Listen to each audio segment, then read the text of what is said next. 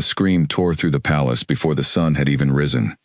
Elara sat up in bed, her heart pounding, her wolf howling inside her chest, with a warning she could not yet understand.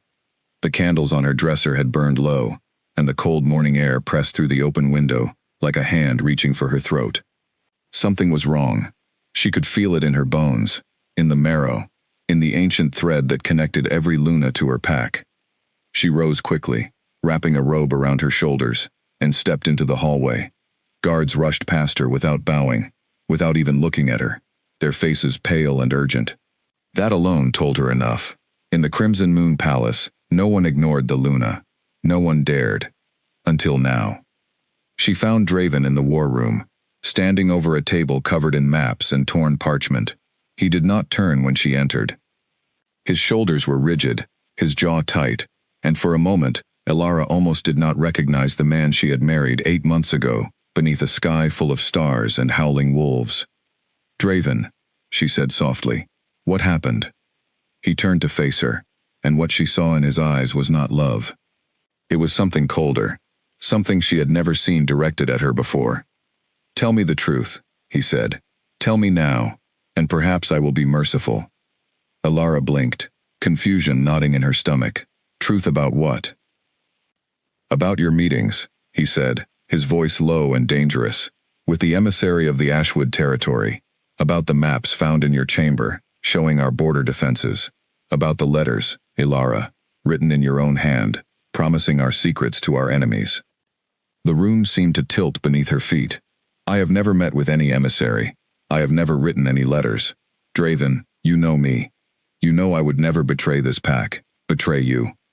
"I thought I knew you," he said, cutting her off.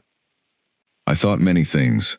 Before she could respond, the doors opened, and Celine walked in, her golden hair catching the dim morning light, her expression carefully arranged into something that looked like sorrow, but felt, to Elara, like triumph hidden just beneath the surface. "I did not want to be the one to bring this forward," Celine said, her voice trembling with practiced grief. "But I could not stay silent while our kingdom was in danger." Elara stared at her, and for the first time since her wedding night, she understood the shape of the trap that had been built around her. She had felt Celine's eyes on her for months, sharp and calculating, beneath a mask of friendship. She had dismissed it as jealousy, as old feelings between Draven and his childhood companion that had never fully faded. She had been foolish to think it was nothing more than that. "Draven," Elara said, turning back to her husband, refusing to look away from him, even as panic rose in her throat. "Whatever evidence you believe you have, it is false. Someone has done this to destroy me. Please, look at me. You know I speak the truth." For one moment, something flickered across his face. Doubt, perhaps.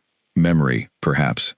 The way she had stood beside him during the border disputes with the northern packs, refusing to leave his side, even when the elders insisted Aluna should remain safely in the palace. The way she had tended his wounds herself after the skirmish with the rogue wolves near the river, her hands steady, even as her own fear threatened to undo her. The way she had looked at him on their wedding night, as though he was the only thing in the world worth looking at. But then Celine stepped closer to him, placing a hand gently on his arm, and the flicker vanished. "The council is already gathering," Celine said quietly. "They know. Word has spread through the palace like fire through dry grass. If you do nothing, Draven, they will say you are weak. They will say the Alpha King cannot even control his own Luna." Draven's jaw tightened again. Elara watched the war inside him play out across his face, watched him choose, in the space of a single breath, the version of events that protected his pride over the version that protected his wife. "The council will meet at midday," he said finally, his voice hollow. "You will remain in your chambers until then, under guard. Draven, go," he said, and the word cracked through the room like a whip. Elara did not cry, as the guards escorted her back to her chambers. She refused to give anyone the satisfaction of seeing her break. But once the door closed behind her, once she was alone with nothing but the cold stone walls and the fading warmth of a marriage she had believed was built on something real, she sat on the edge of her bed and allowed herself exactly one moment of grief before her wolf rose up inside her, sharp and furious, demanding that she think, that she fight, that she survive. She thought of the letters Draven had mentioned, letters written in her hand, he had said, But she had written no such letters. Someone had forged her handwriting. Someone with access to her private correspondence. Someone who had studied her closely enough to mimic even the small curl she made at the end of every word ending in a vowel. Only one person had that kind of access. Only one person had spent countless afternoons in her chambers under the guise of friendship, watching her write letters to her family in the Willowmere pack, memorizing the shape of her words while pretending to sip tea and discuss trivial matters of the court. Celine. Ilara's hands curled into fists. She had trusted her. She had welcomed her, had defended her when other members of the court whispered about Celine's lingering closeness to Draven, had told herself that a king's childhood friend deserved kindness and patience rather than suspicion. She had been wrong. The hours crawled by with agonizing slowness. Ilara paced her chambers, running through every possible explanation, every possible defense, but she knew, deep in the marrow of her bones, that logic would not save her, not when the council had already decided her guilt before hearing a single word in her defense, not when Draven himself had looked at her with doubt instead of trust. When midday finally arrived, the guards returned to escort her to the Great Hall. The walk through the palace corridors felt endless, each step echoing against the stone floor, like the countdown to something terrible. Members of the court lined the hallways, whispering behind their hands, their eyes following her with a mixture of pity and hunger for scandal. She held her head high despite the weight pressing down on her shoulders, despite the fear coiling tighter and tighter in her chest with every step. The great hall was full when she entered.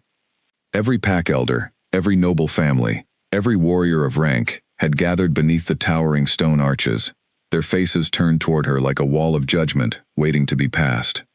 Draven sat upon the throne at the far end of the hall, his crown catching the light from the tall windows, his expression unreadable.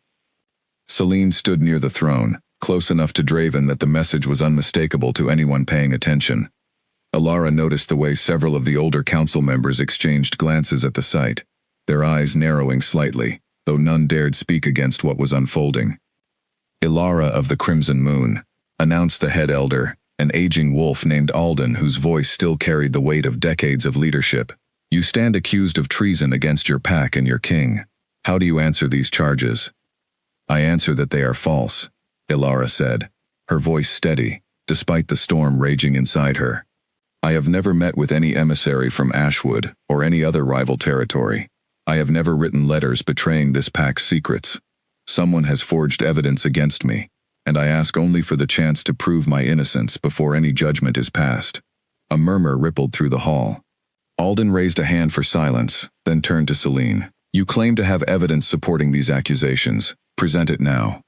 Celine stepped forward, producing a folded parchment from within her sleeve. I found this hidden among the correspondence sent from the eastern border post. It bears Ilara's handwriting and speaks of secret meetings arranged near the river crossing, meetings meant to share the locations of our warrior encampments with agents of Ashwood. The parchment was passed among the elders, each one examining it with grave expressions. Ilara felt her stomach twist as she watched their faces, knowing that no matter how convincing her denial might sound, a piece of paper with her forged signature would carry more weight in this room than her word alone. This is not my handwriting, Ilara said, forcing her voice to remain calm, even as anger burned beneath her skin. Bring any letter I have written to my family, any letter from the palace archives, and compare them. You will see the difference. Alden hesitated, glancing toward Draven, waiting for his king to speak. But Draven remained silent, his eyes fixed on the parchment in his hands, his expression carved from stone. There is no time for such comparisons, Celine interjected smoothly. Ashwood scouts have already been spotted near our southern border. If we delay, if we show hesitation in punishing betrayal within our own walls, we invite further attack. The pack must see that the crown does not tolerate treachery, regardless of rank. Ilara watched the elders nod slowly, watched fear override reason in their eyes as they considered the possibility of war. She understood, in that moment, exactly what Celine had built. Not simply an accusation, but a crisis. A sense of urgency so overwhelming that careful examination of truth would feel like a luxury the pack could not afford. Draven, Ilara said, turning to face him directly, her voice cutting through the murmurs of the hall. Look at me. You have known me for 8 months as your wife, but you have known my heart far longer than that. in the quiet moments between us that no one else witnessed. Ask yourself honestly whether the woman you married is capable of the betrayal being described here. Ask yourself, who benefits most from destroying the bond between us? For a long moment, silence held the hall in its grip. Draven's eyes met hers, and Alara thought, just for a heartbeat, that she saw him waver, that she saw the man who had once promised to protect her above all else, beginning to remember who she truly was. But then he rose from the throne, and when he spoke, his voice carried the weight of a king, rather than a husband. As Alpha King, he said, I cannot allow doubt to remain over the loyalty of my Luna, especially in times when our borders are threatened. A punishment must be given, one that satisfies the law of our ancestors while sparing your life out of respect for the vows we exchanged. Alara's breath caught in her throat. Draven, what are you? According to the ancient law of the Crimson Moon, Alden interjected, his voice grave, a Luna's power resides not only in her bond with her Alpha, but in the sacred hair granted to her by the Moon Goddess upon her joining.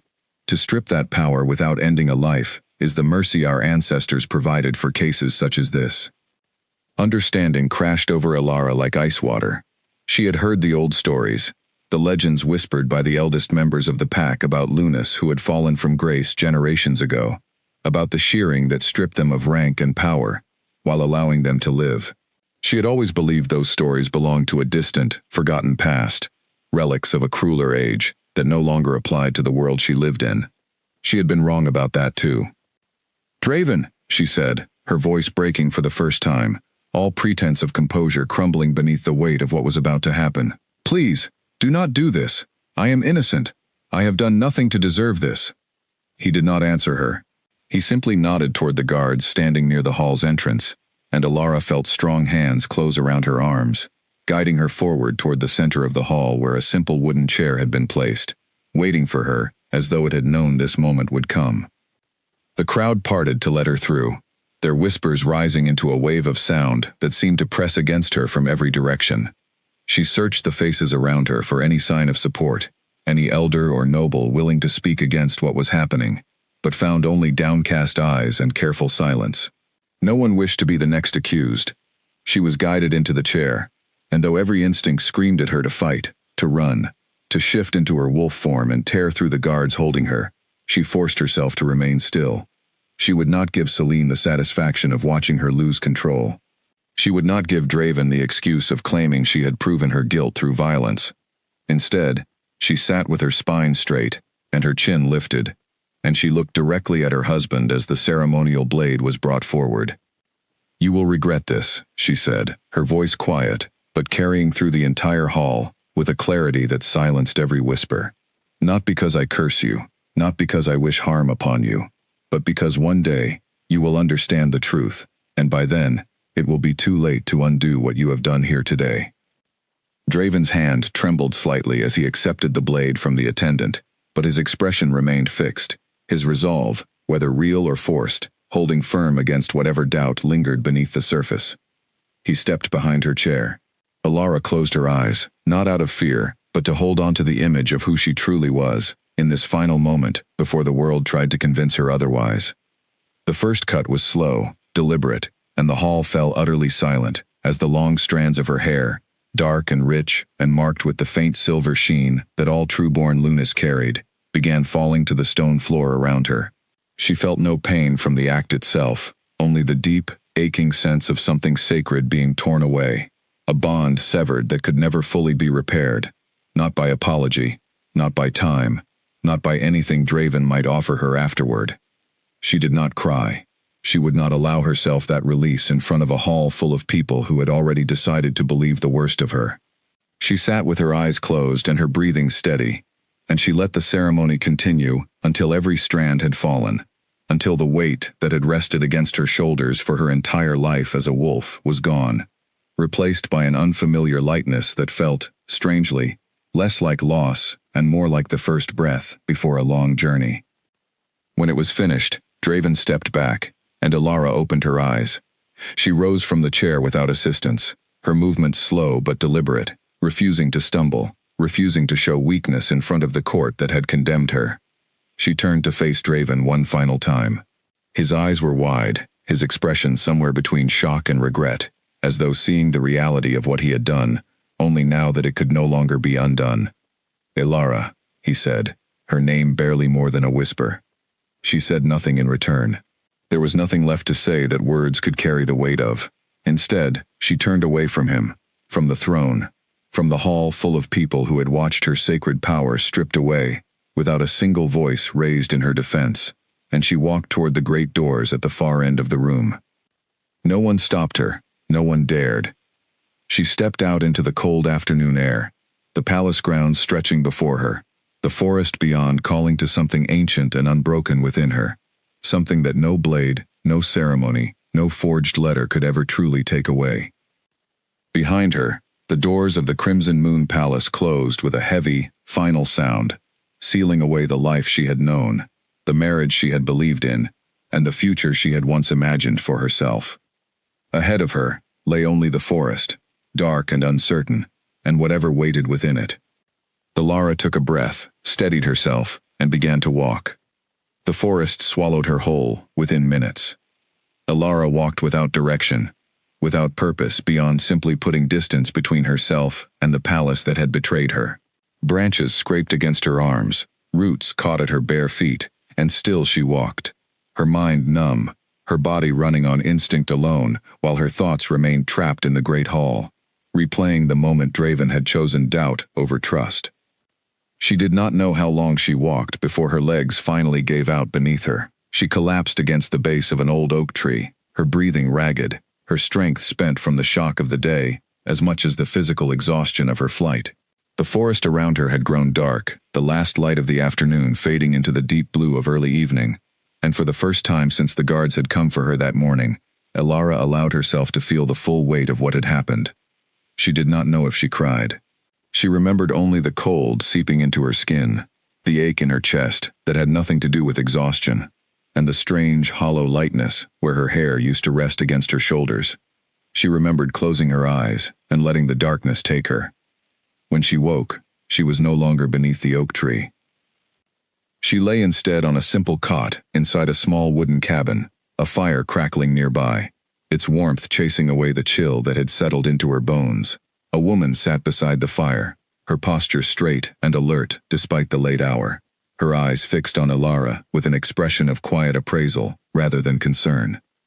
"You are awake," the woman said. Her voice carried an accent Elara did not recognize, something rougher and older than the refined tones of the Crimson Moon Court. "Good. I was beginning to wonder if you intended to sleep through the entire season." Elara sat up slowly, her body protesting the movement, her hand instinctively rising to touch the place where her hair used to be. The woman's eyes followed the gesture, and something like understanding passed across her weathered face. "You are a Luna," the woman said. It was not a question. "I was," Elara replied, her voice hoarse. "I do not know what I am now." The woman rose from her seat by the fire and moved closer, kneeling beside the cot to study Elara more closely.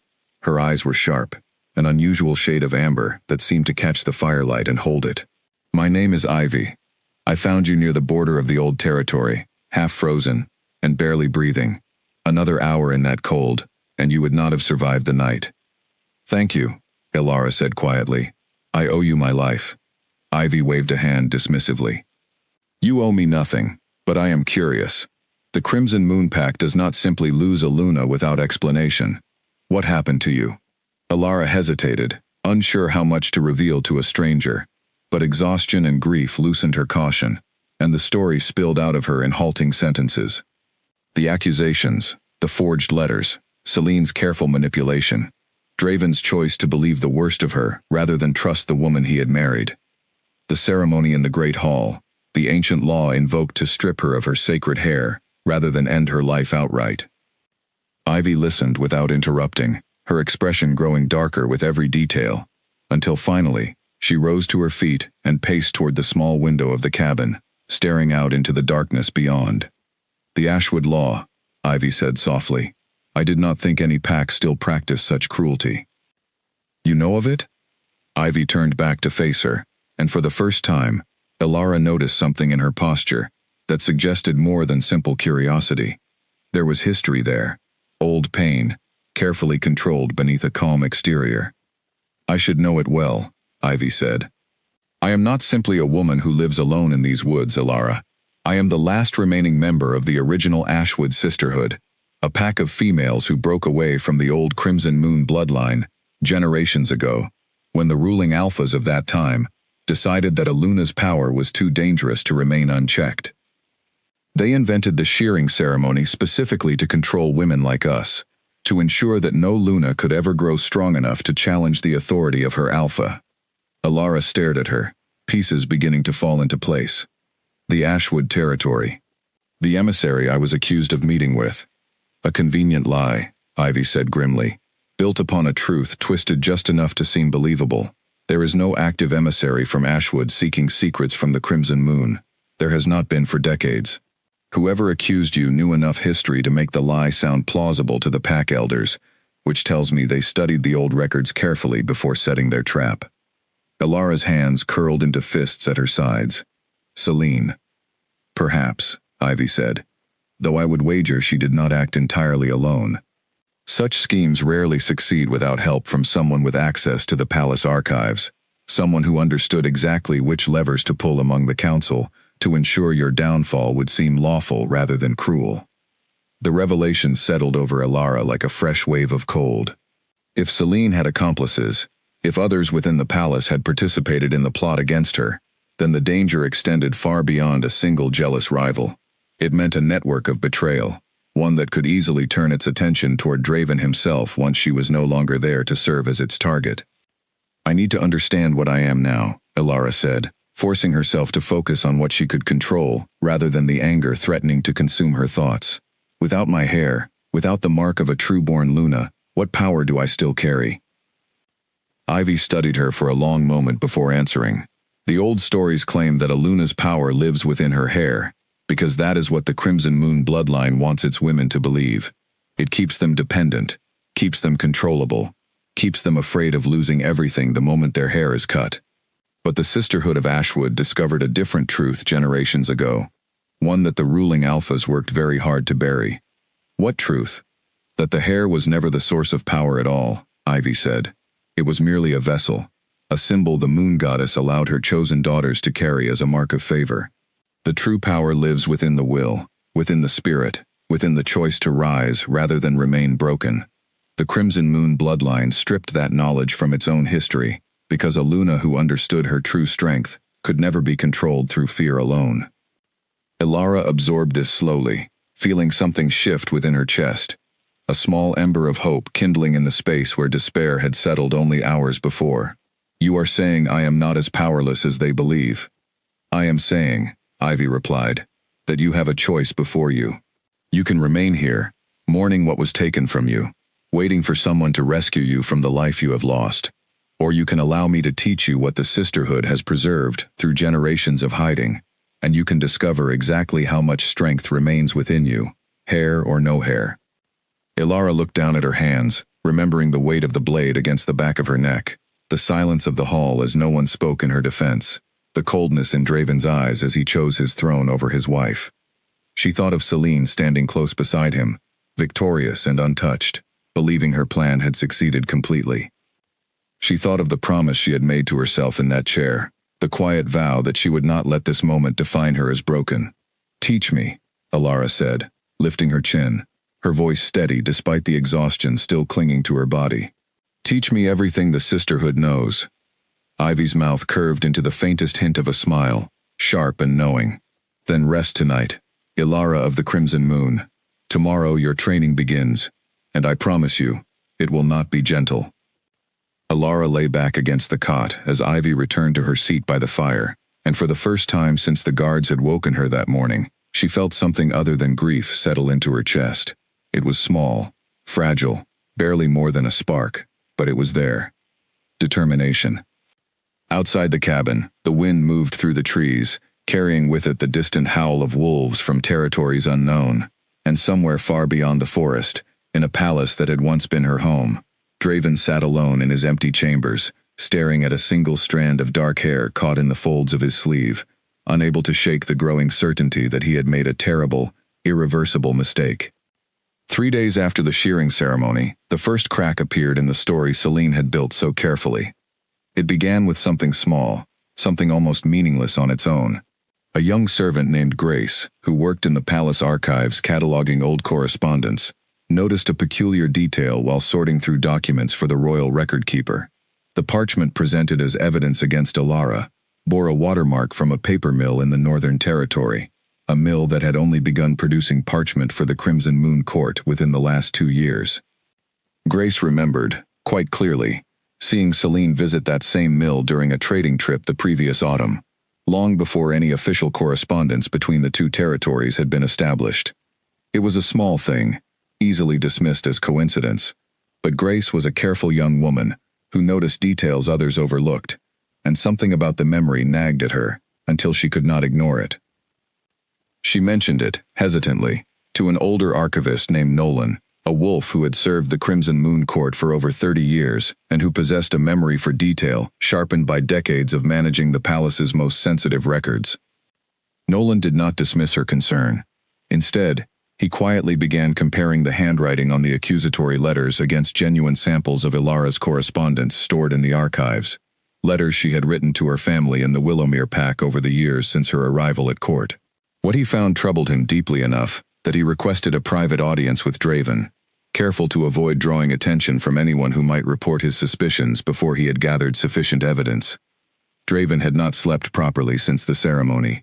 He sat in his war room each night, staring at the maps and reports that had once occupied his full attention, finding no comfort in strategy or planning, when his thoughts kept drifting back to the image of Alara walking away from him, her spine straight despite everything that had been taken from her, her final words echoing in his mind, with a weight he could not escape.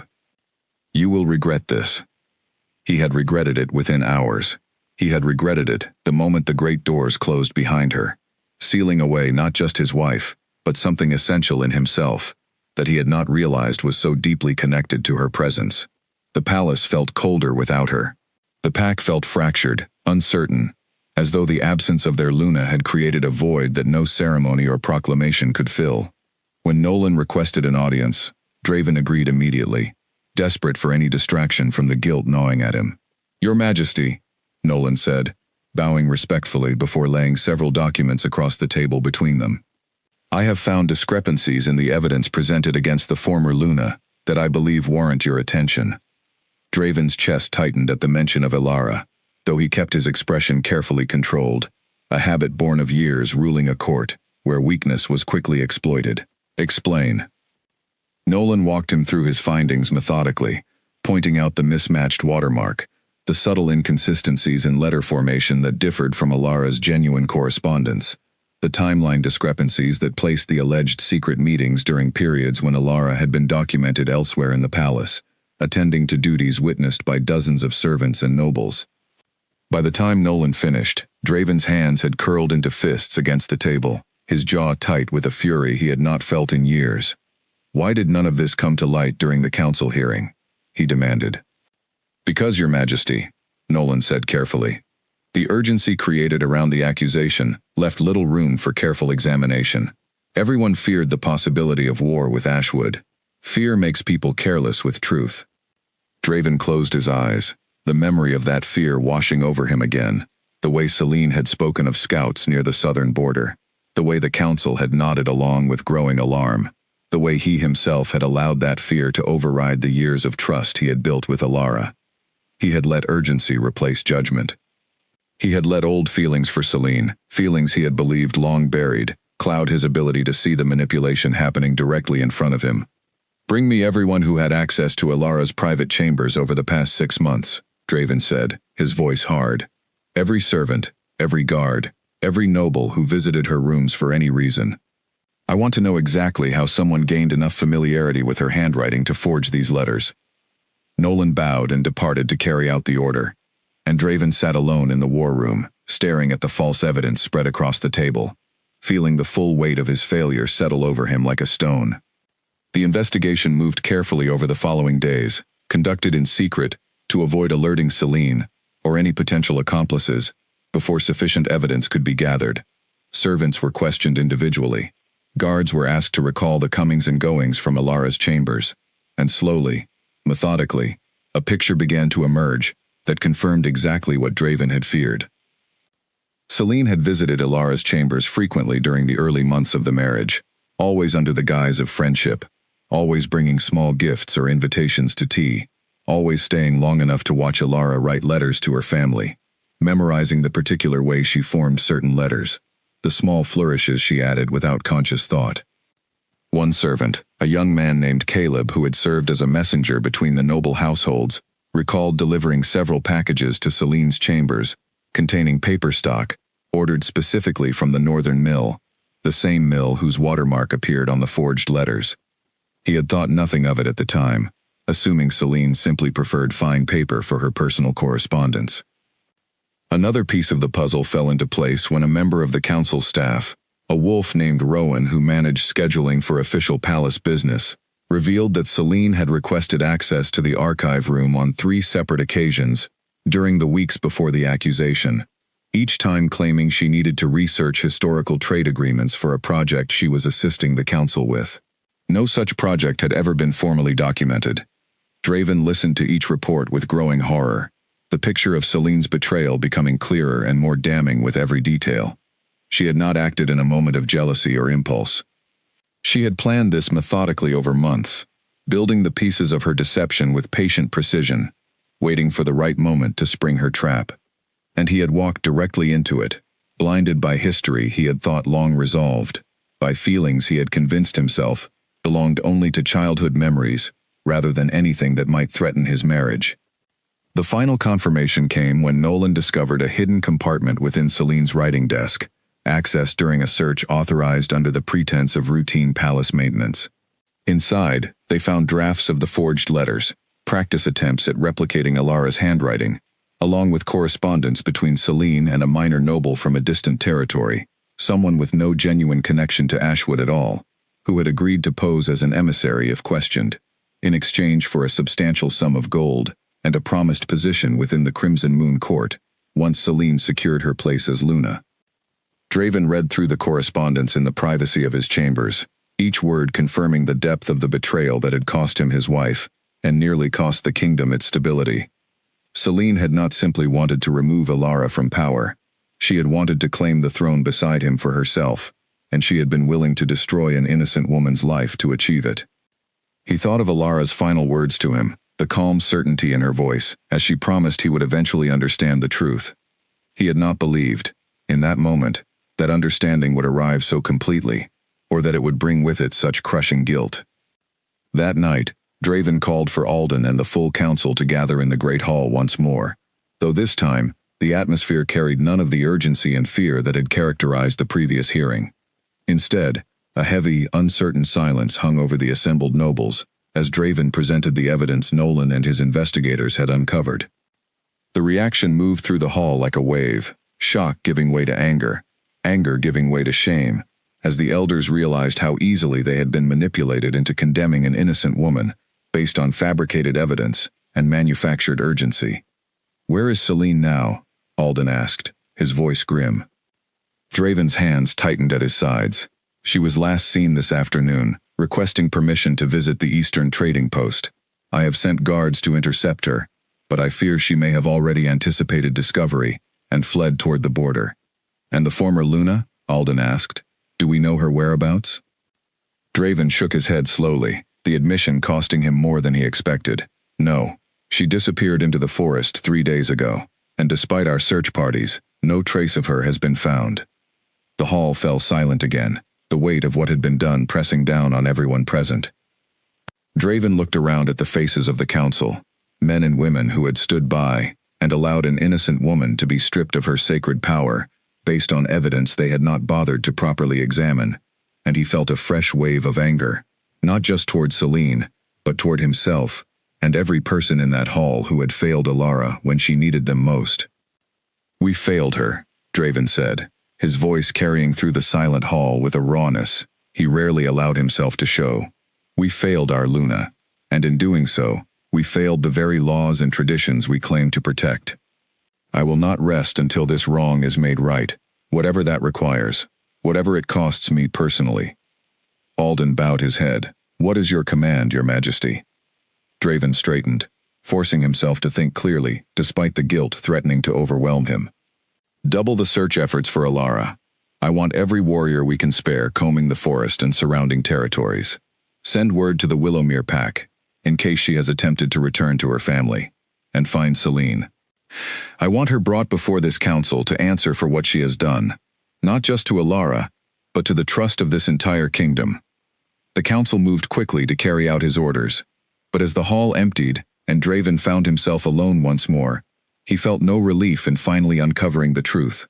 Alara was gone, lost somewhere beyond the palace walls, and no amount of evidence or confession from Celine could undo the moment he had stood behind her chair and allowed the ceremonial blade to strip away everything she had once been. He walked slowly to the window of his chambers, staring out at the dark line of forest stretching along the horizon, wondering if she was safe, wondering if she would ever forgive him, wondering if the kingdom itself could survive the instability that his failure had set into motion. Far beyond the palace walls, in a small cabin hidden deep within Ashwood territory, Alara stood in a small clearing, as the first gray light of dawn broke through the trees, her body already aching from the previous day's training, her mind sharper and more focused than it had been in months. She did not yet know that the truth had been uncovered, that Draven now understood the full extent of Celine's betrayal, that search parties were combing the forest in hopes of finding her. She knew only the weight of the wooden staff in her hands, the steady presence of Ivy, watching her every movement with critical eyes, and the growing certainty within her own chest that whatever came next, she would face it as someone stronger than the woman who had walked away from the Crimson Moon Palace 3 days before. Again, Ivy called out, her voice carrying across the clearing. This time, do not think of what was taken from you, think of what remains. Alara adjusted her stance, drew in a steady breath, and moved. Celine did not make it far. She had planned her escape carefully, or so she believed, packing only what she could carry quickly, and slipping away from the palace, under the cover of an ordinary afternoon errand. But she had not anticipated how quickly the truth would unravel behind her, nor how swiftly Draven would move, once the evidence against her became undeniable. The border patrol found her just before nightfall, attempting to cross into neutral territory disguised as a common traveler. She did not resist when the guards surrounded her, though her eyes flashed with a cold, calculating fury as she realized her carefully constructed plan had failed. She was brought back to the palace, under heavy guard, and confined to a chamber far less comfortable than the one she had once occupied as Draven's favored companion. Word of her capture spread quickly through the court, and by the following morning, the entire kingdom seemed to buzz with the scandal of what had truly happened to their former Luna. Draven visited her chamber alone, dismissing the guards to stand outside the door despite their protests. He needed to hear the truth directly from her, needed to understand exactly how deep her deception had run, even though he already possessed enough evidence to condemn her many times over. Celine sat by the small window of her chamber when he entered, her posture still elegant despite her circumstances, though the mask of sorrow she had worn so convincingly during the council hearing had finally slipped away, revealing something harder and more bitter underneath. "Have you come to gloat?" she asked, without turning to face him. "I have come for answers," Draven said, his voice flat and controlled, despite the anger still simmering beneath the surface. "Why, Celine? We grew up together. I trusted you. How could you do this to Alara, to me, to this entire kingdom?" Celine finally turned to face him, and for a moment, something genuine flickered across her expression. Old hurt resurfacing from years long past. "You ask why, as though the answer is not obvious. I loved you before she ever arrived at this court, Draven. I waited, patiently, believing that eventually you would see what had always been in front of you. And then you brought her here, this outsider from Willowmere, and within months, you were promising her the very future I had spent years hoping would belong to me." "That does not excuse what you did," Draven said. "You destroyed an innocent woman's life. You nearly started a war based on lies. You manipulated the entire council, manipulated me, all because you could not accept that my heart belonged to someone else. Love makes fools of us all," Celine said bitterly. "I told myself it was justice, that Alara did not deserve a place she had not earned, through years of loyalty, the way I had earned it. I told myself many things to make the plan feel righteous rather than cruel, but I will not pretend now that any of it was truly about justice." It was about wanting something I could not have, and being unwilling to accept that loss gracefully. Draven studied her for a long moment, searching for any trace of remorse beneath her admission, but found only exhaustion, the weariness of someone whose carefully maintained facade had finally crumbled entirely. "The council will decide your punishment," Draven said finally. "Given the severity of your actions, I expect it will not be merciful. Will you tell me one thing before you leave?" Celine asked, as he turned toward the door. Draven paused, glancing back at her. "Have you found her?" Celine asked, and for the first time, something like genuine concern flickered across her features, perhaps guilt finally beginning to surface, now that the consequences of her actions had become undeniable. "Alara, has she been found?" Draven's expression darkened. "No, she remains missing, and every day that passes without word of her safety weighs heavier on this kingdom than any punishment the council might devise for you." He left the chamber without waiting for a response, the weight of Celine's confession settling over him like a fresh burden. Understanding her motivations did nothing to ease the guilt he carried for his own role in what had happened. He had been the one to hold the blade. He had been the one to choose doubt over trust. Whatever twisted justification Celine had constructed for her betrayal, the final decision to punish Alara had rested with him alone, and he could not shift that responsibility onto anyone else, no matter how thoroughly she had manipulated the circumstances. The council convened the following day to determine Celine's fate, and the proceedings carried a very different tone from the hearing that had condemned Alara weeks before. This time, evidence was examined with painstaking care, witnesses were questioned thoroughly, and Celine herself was given the opportunity to speak, though her words offered little in the way of genuine remorse, beyond acknowledging the facts already proven against her. In the end, the council sentenced her to permanent exile from Crimson Moon territory, stripped of any noble title or privilege, forbidden from ever returning under threat of severe punishment. It was not the death sentence some of the more vengeful nobles had called for, but it was a fate that would leave her without pack, without protection, without the comfortable life she had once enjoyed at court. Draven watched her escorted from the palace grounds under guard, her expression unreadable as she passed through the gates that had once welcomed her as a beloved childhood friend of the Alpha King. He felt no satisfaction in her punishment, only a hollow emptiness that no verdict could fill, because the true cost of her betrayal remained unresolved. Alara was still missing. The search parties continued their efforts throughout the following weeks, expanding their range further into the forest and surrounding territories, questioning travelers and neighboring packs for any word of a woman matching Alara's description. But the forest was vast, and Alara, wherever she had gone, seemed determined to remain hidden from those who sought her.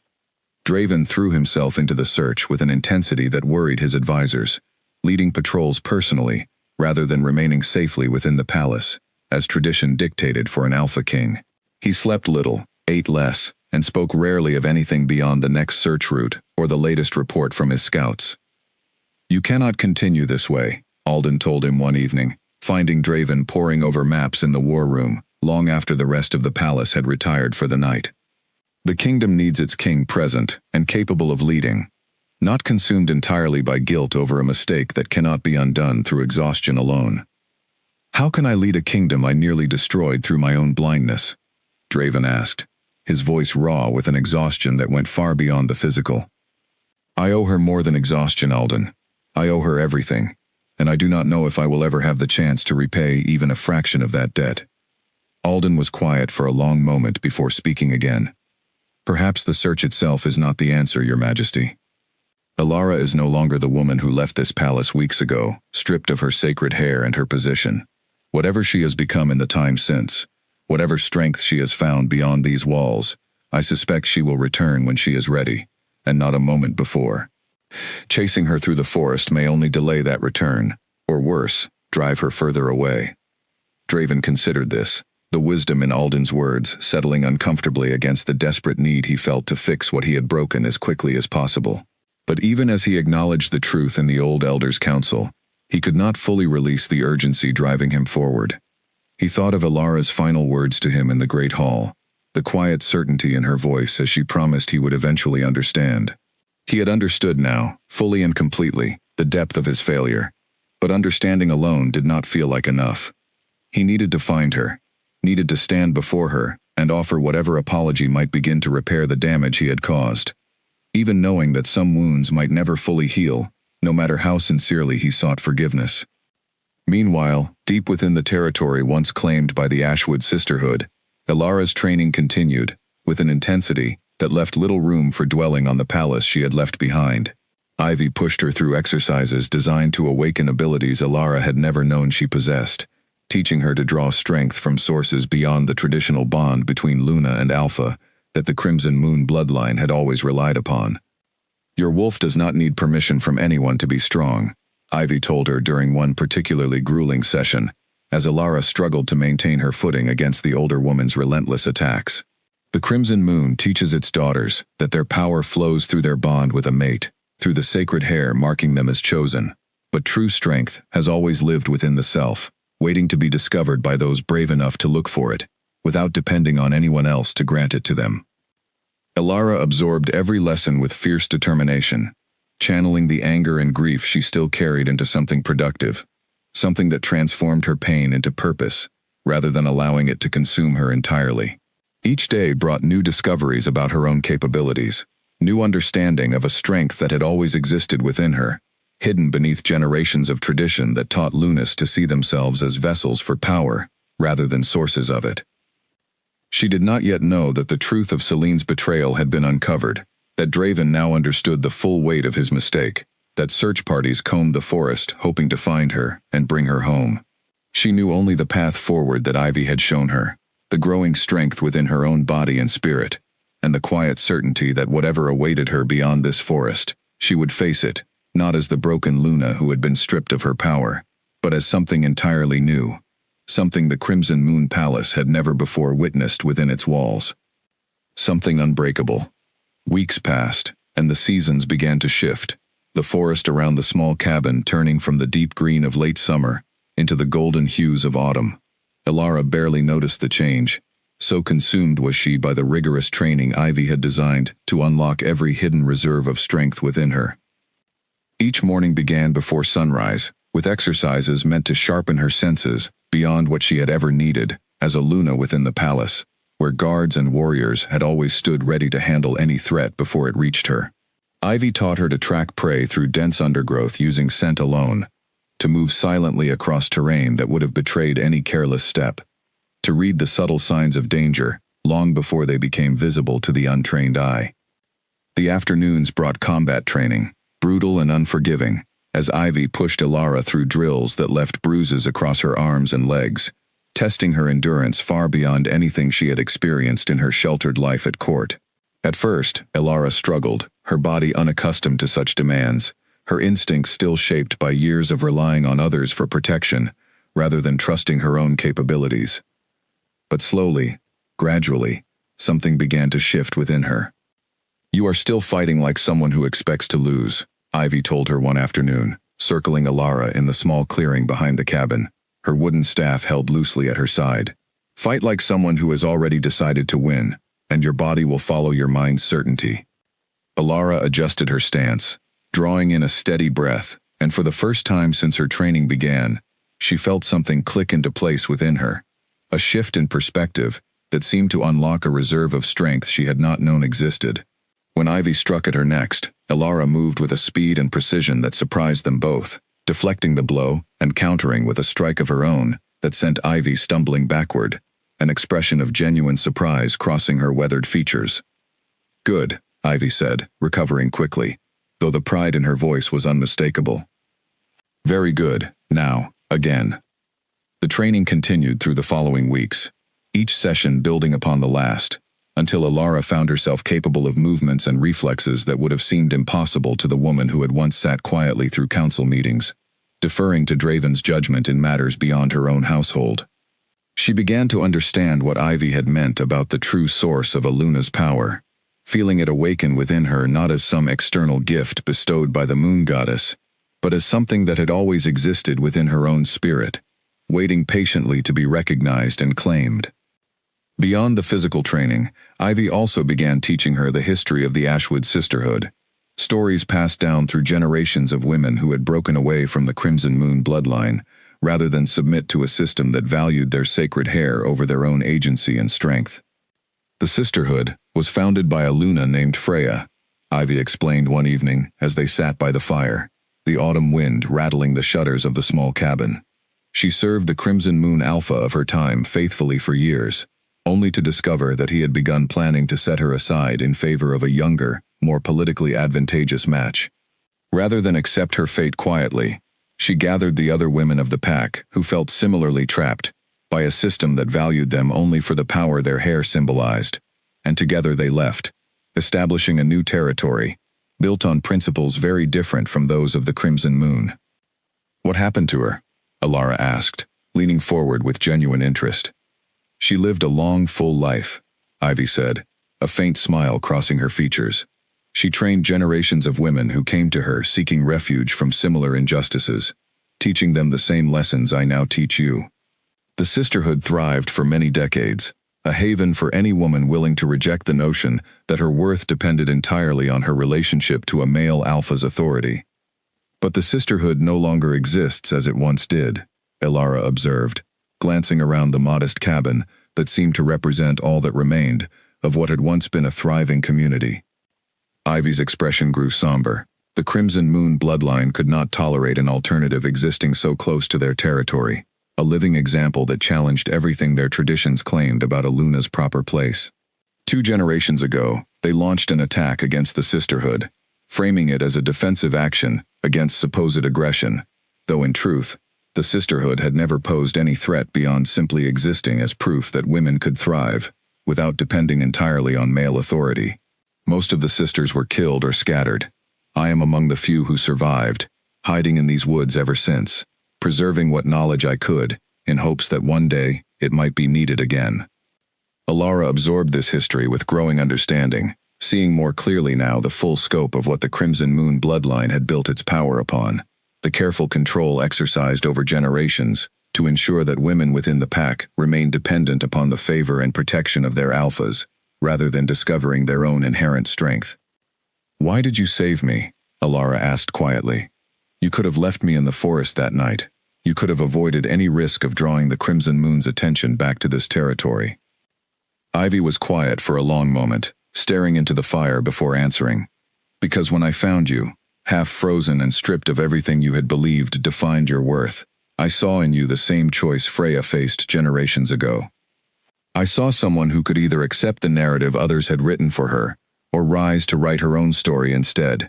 I could not simply walk away from that choice, not when I have spent decades hoping to see the sisterhood's teachings carried forward once more." The words settled deep within Alara's chest, and she found herself thinking not just of her own situation, but of the countless women throughout the Crimson Moon's history who had likely faced similar injustices, silenced or erased, before their stories could ever challenge the traditions that had wronged them.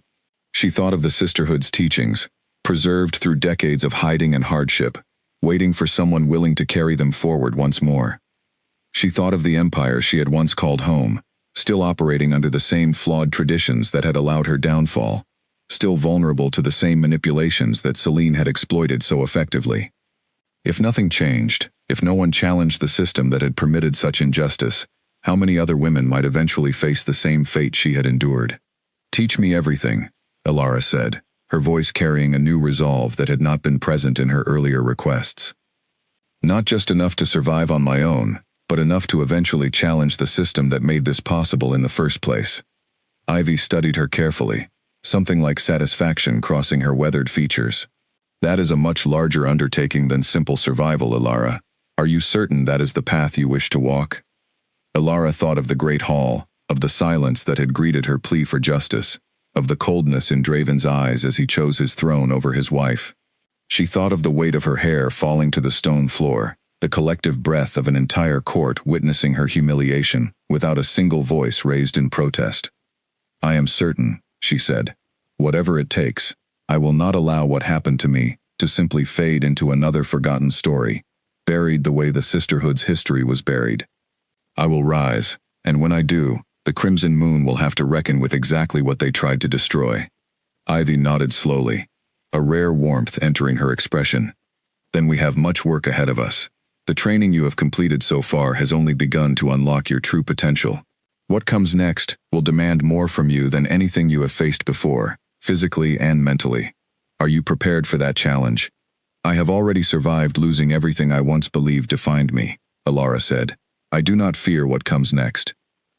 Over the following weeks, Ivy introduced Alara to deeper aspects of the sisterhood's teachings, methods of channeling her wolf's strength that went far beyond simple combat training.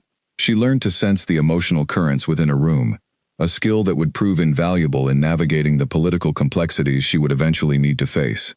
She learned to project her presence in ways that commanded attention and respect, regardless of her outward appearance or rank. She learned, most importantly, to trust her own judgment completely, without the constant deference to male authority that had been instilled in her since childhood. As her skills grew, so too did her connection to her wolf, a bond that felt different now than it had during her time as Luna, less dependent on external validation and more rooted in her own internal sense of identity and purpose.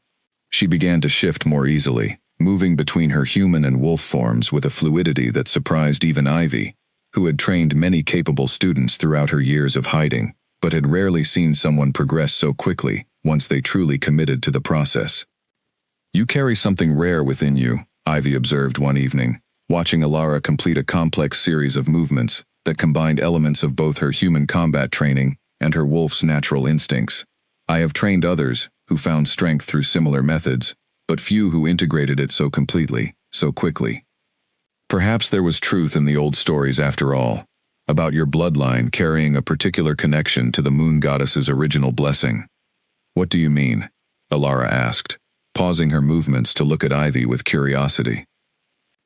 There are old legends, Ivy said carefully, speaking of certain bloodlines within the Crimson Moon territory, that trace back to the very first Luna, blessed by the moon goddess herself, before the current ruling family established their dynasty through less sacred means. If such bloodlines still exist, hidden within the broader pack over generations of intermarriage, it would explain the particular strength I sense within you, strength that goes beyond simple training and touches something closer to the original source of the moon goddess's power. Alara considered this, thinking of her own family history within the Willowmere pack, the stories her grandmother had once told her about ancestors who had served the earliest Crimson Moon Lunas, long before the current dynasty had risen to power. She had always dismissed such stories as simple family legend, the kind of embellishment every family added to their history, to feel connected to something greater than themselves.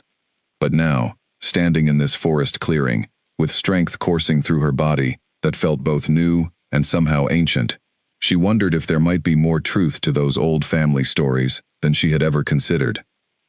Whatever the source of my strength, Alara said finally, I intend to use it well.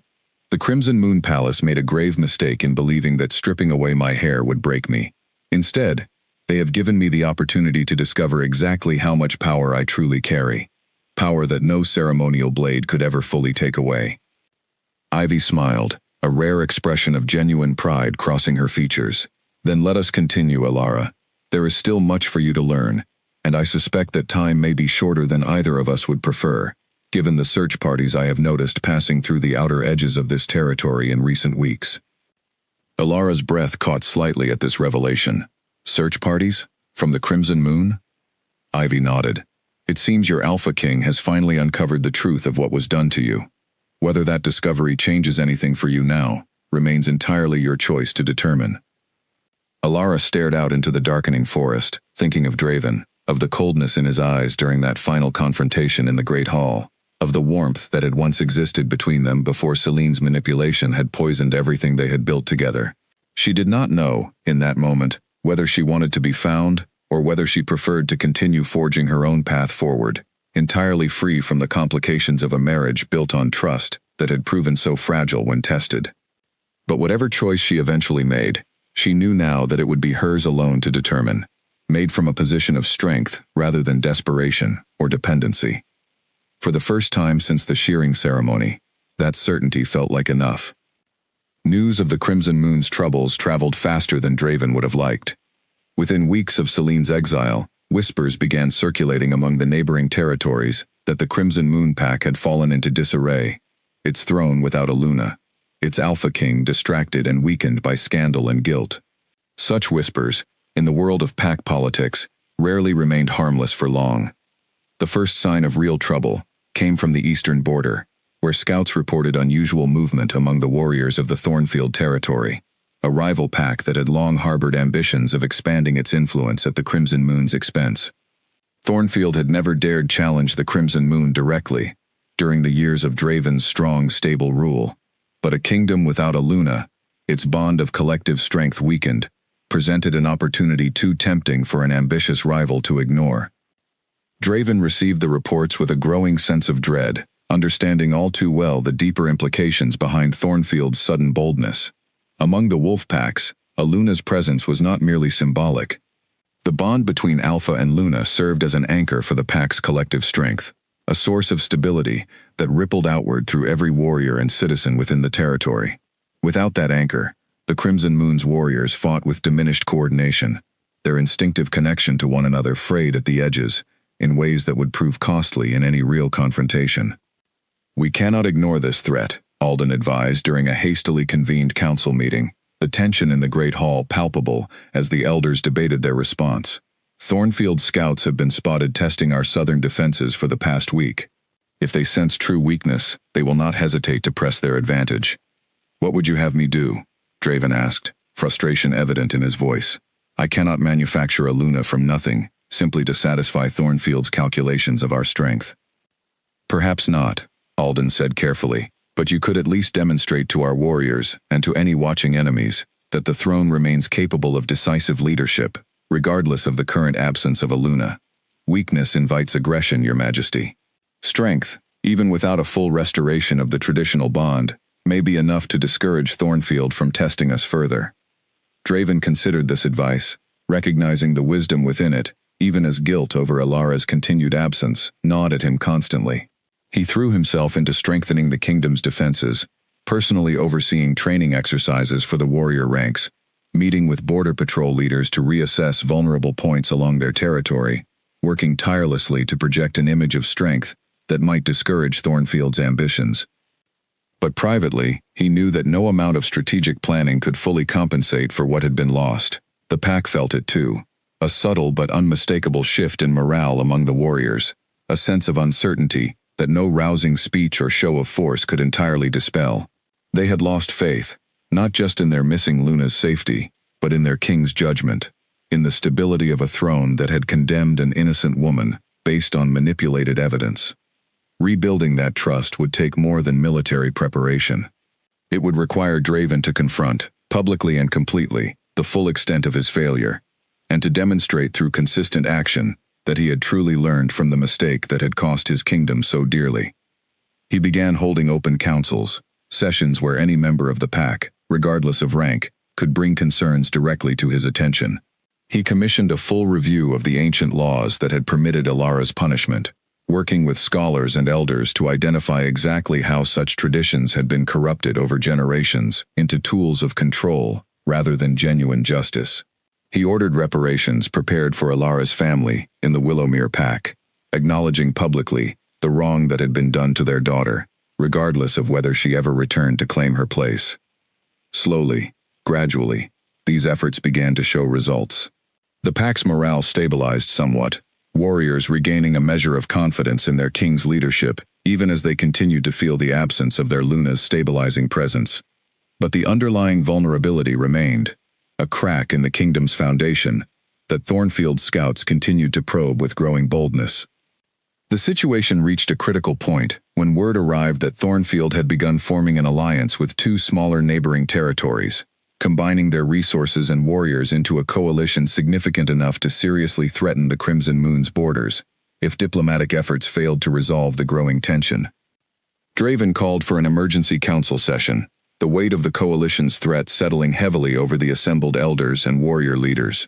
"Thornfield grows bold because they believe us weakened beyond recovery," he said, standing before the Great Hall with a resolve that had not wavered despite months of guilt and uncertainty.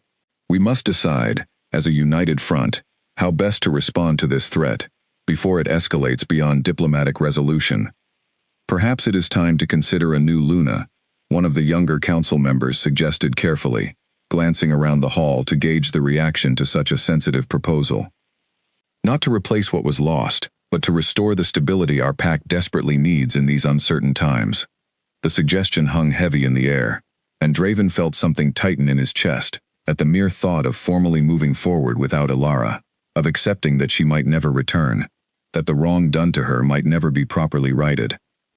"I will not rush into such a decision," Draven said finally, his voice firm despite the storm of emotion the suggestion had stirred within him. "The last time this council acted with urgency, rather than careful consideration, we destroyed the life of an innocent woman, and nearly started a war, based on fabricated evidence. I will not repeat that mistake, regardless of the pressure Thornfield's ambitions place upon us." The council fell silent, chastened by the reminder of their previous failure, and Draven used the moment to press forward with an alternative strategy, one that relied on strengthening diplomatic ties with other neutral territories, rather than accepting Thornfield's implicit challenge at face value. Over the following weeks, Draven dispatched envoys to territories that had traditionally remained neutral in disputes between the Crimson Moon and its rivals, seeking to build alliances that might discourage Thornfield's coalition from pressing their advantage too aggressively. Some territories responded favorably, wary of Thornfield's growing ambitions, and willing to support the Crimson Moon as a counterbalance to prevent any single power from dominating the region entirely. But even as these diplomatic efforts showed promise, Draven could not shake the growing certainty that true stability would remain elusive until the wound left by Elara's absence was somehow addressed, whether through her eventual return or through some other resolution that acknowledged the full truth of what had happened and worked to repair the damage done.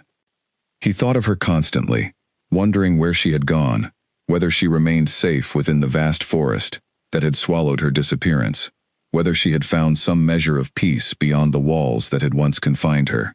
He wondered, too, whether she would ever be willing to hear an apology from him, or whether the betrayal he had participated in had severed their bond too completely for any reconciliation to ever be possible. Late one evening, as autumn deepened into the first cold edges of approaching winter, Draven stood alone on the palace balcony, staring out at the distant tree line where the forest began, the same forest that had swallowed Elara's disappearance months before. The stars above burned with a clarity that reminded him painfully of the night of their wedding, when he had stood beneath a similar sky and promised to protect her above all else. He had failed that promise so completely that he sometimes wondered if any path forward could ever fully repair what had been broken.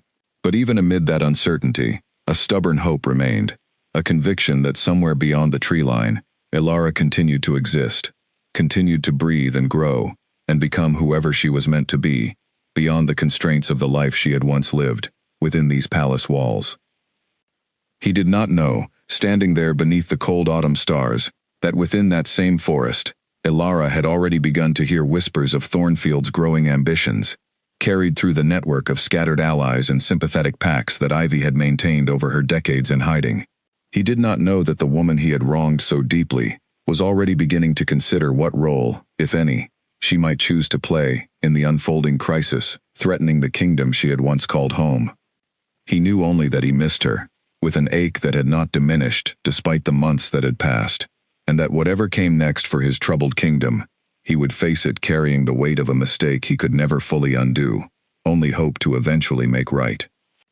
The news reached Elara on a cold morning in early winter, carried by a traveling merchant named Owen, who had long served as one of Ivy's quiet sources of information from the wider world beyond their hidden forest territory. "Thornfield grows bolder by the week," Owen reported, warming his hands by the cabin's fire while Elara listened with careful attention.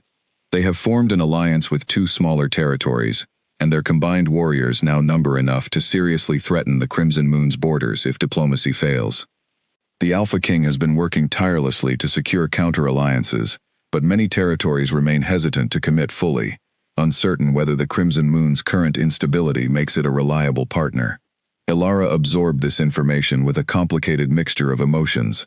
Despite everything that had happened, despite the pain and betrayal that had driven her from the palace, she found she could not entirely separate herself from concern for the pack she had once served, the warriors and citizens who had done nothing to deserve the consequences of political scheming they had no part in creating.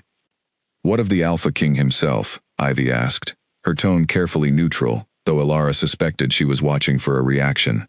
"How does he fare amid this crisis?" Owen shrugged. "Reports suggest he has changed considerably since the scandal broke. Gone is the confident, sometimes arrogant king, who once ruled without much question.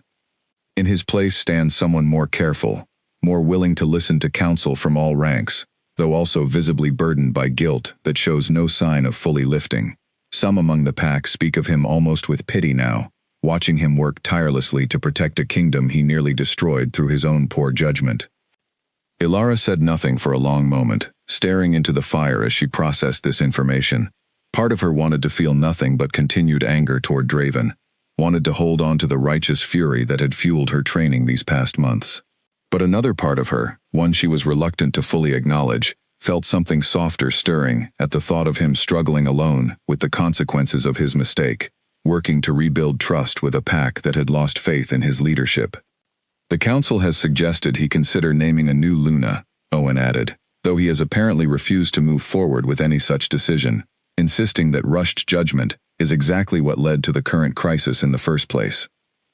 This detail surprised Ilara more than she expected, and she found herself studying the flames with renewed focus, trying to understand her own reaction to the news. She had assumed, in the months since her exile, that Draven would eventually move forward with his life, that the palace would find a new Luna to fill the void she had left behind, that the marriage they had once shared would fade into an unfortunate chapter of history, rather than remain an open wound affecting the kingdom's stability. The fact that he had resisted such pressure, that he continued to hold space for whatever reconciliation might eventually be possible, stirred something complicated within her that she was not yet ready to examine too closely. "What will you do with this information?" Ivy asked once Owen had departed, her sharp eyes studying Ilara carefully as they sat together by the fire. "I do not know," Ilara admitted honestly. "Part of me wants nothing more to do with the Crimson Moon's troubles. They showed me exactly how quickly they were willing to abandon me when convenient, and I owe them nothing in return for that betrayal." "And the other part of you?" Ivy prompted gently. Ilara sighed, running a hand through her short hair, still adjusting to its unfamiliar length, months after the shearing ceremony had taken away what she had once believed defined her entirely. "The other part of me remembers that the warriors and citizens who will suffer if Thornfield's coalition succeeds did nothing to deserve such consequences. They are not responsible for Celine's manipulation or Draven's poor judgment. They are simply people trying to live their lives within a kingdom that failed to protect its own foundational stability." Ivy nodded slowly, understanding evident in her expression. "You have grown considerably since I found you in this forest, Ilara. The woman who arrived here months ago thought only of her own survival and eventual revenge against those who wronged her. The woman sitting before me now thinks of an entire kingdom's welfare, weighing consequences far beyond her own personal grievances." "Is that growth, or simply exhaustion?" Ilara asked with a faint, weary smile. "Perhaps both," Ivy said, returning the smile. "But I suspect it is mostly growth. You have discovered, through everything you have endured, exactly how much strength and wisdom you truly carry within yourself. That discovery changes a person fundamentally, expanding their sense of responsibility beyond simple self-interest." Ilara considered this for a long moment before speaking again. "The sisterhood you once led, the alliance of women who broke away from the Crimson Moon generations ago, does any remnant of that alliance still exist beyond simply you and this cabin?" Ivy's expression grew thoughtful. "There are scattered descendants throughout the region, women whose grandmothers or great-grandmothers once belonged to the sisterhood before its destruction. Most have integrated into other packs over the generations, their connection to the original alliance more a matter of family history than active affiliation. But the knowledge has not been entirely lost, and I believe many would respond, if called upon by someone capable of demonstrating genuine leadership and purpose." "What if I sought to gather them?" Ilara asked, something new forming within her thoughts, a plan that had been slowly taking shape over the past weeks of training and reflection. "Not to simply survive in hiding, as you have done for decades, but to build something capable of standing as a genuine counterbalance to power that has grown corrupt and unaccountable, whether that power belongs to the Crimson Moon or to ambitious rivals like Thornfield." Ivy studied her with sharp, assessing eyes, weighing the seriousness behind Ilara's words. "That would be a significant undertaking, Ilara. Building any genuine alliance from scattered descendants would require considerable time, resources, and most importantly, a leader capable of inspiring genuine loyalty and trust. Someone whose reputation and demonstrated strength, could convince skeptical women to risk everything by joining a cause many would view as impossibly ambitious. "Do you believe I am capable of becoming such a leader?" Ilara asked directly. Ivy was quiet for a long moment, studying the woman before her, so different now from the broken figure she had found collapsed at the forest's edge months before. "I believe," she said finally, "that you have already begun becoming exactly that leader, whether you fully recognize it yet or not. The question is not whether you are capable, Ilara. The question is whether you are prepared to accept the full weight of responsibility such leadership demands, understanding that it will require sacrifices far beyond what your training these past months has already asked of you." Ilara straightened, feeling something solidify within her chest, a sense of purpose that felt entirely her own, not dictated by tradition or expectation, not dependent on anyone else's approval or validation. She thought of the great hall, of the silence that had greeted her plea for justice, of the countless women throughout the Crimson Moon's history who had likely faced similar injustices without any voice capable of speaking against the system that had wronged them. She thought too of Draven, working tirelessly to protect a kingdom he had nearly destroyed, refusing to rush into decisions that might repeat his previous mistakes, holding space for a reconciliation that might never come.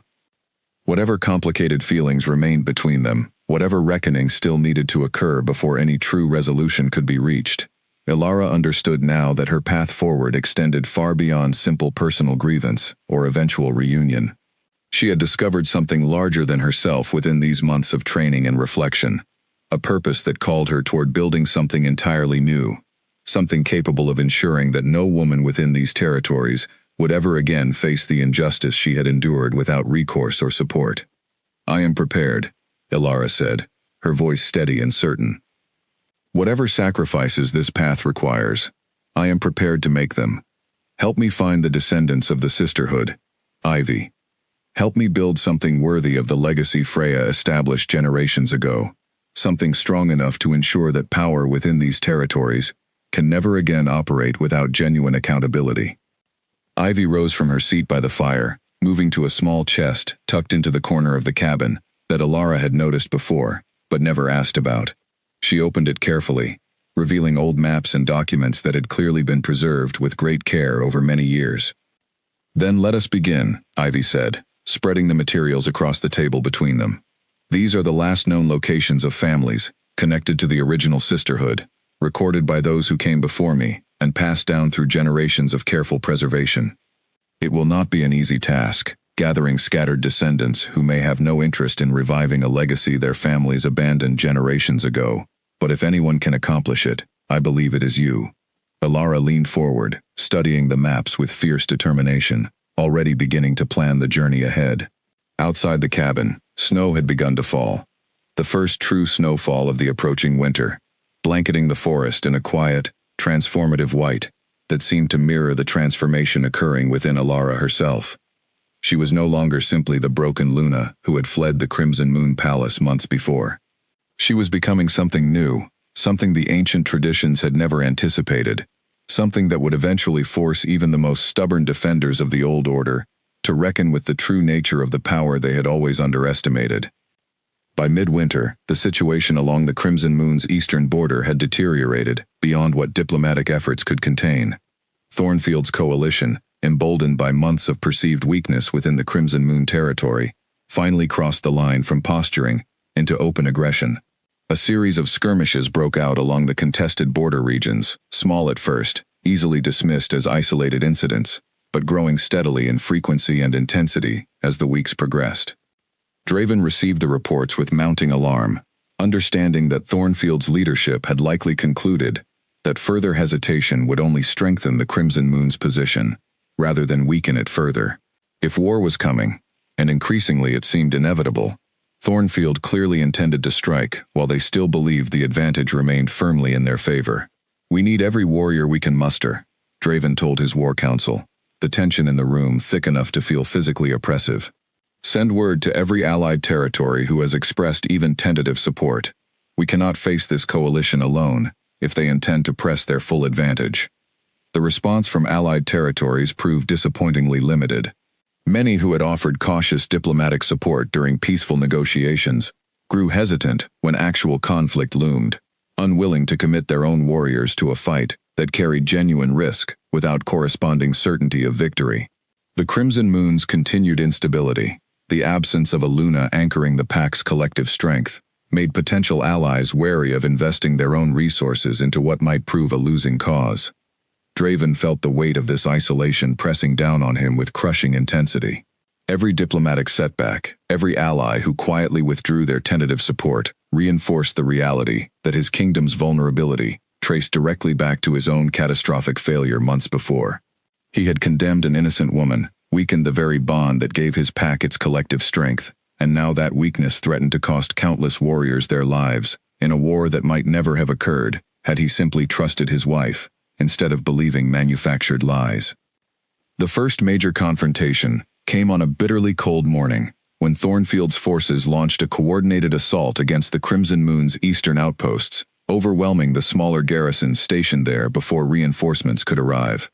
Draven led the counterattack personally, refusing to remain safely within the palace, while his warriors fought and died, defending territory that should have been secure.